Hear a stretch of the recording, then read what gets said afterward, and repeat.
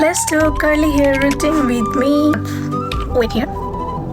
As a curly hair girl, I never liked my curls. है मलाई चाहिँ straight hair नै मन पर्थ्यो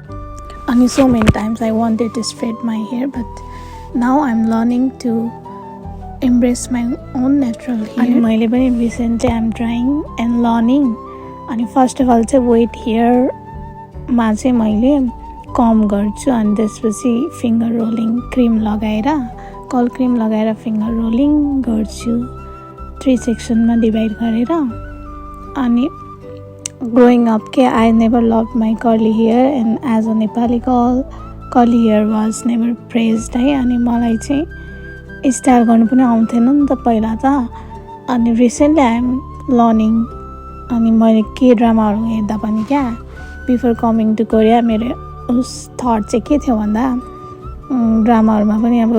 अग्ली गर्ल देखाउनु पर्यो भने के दे युज टु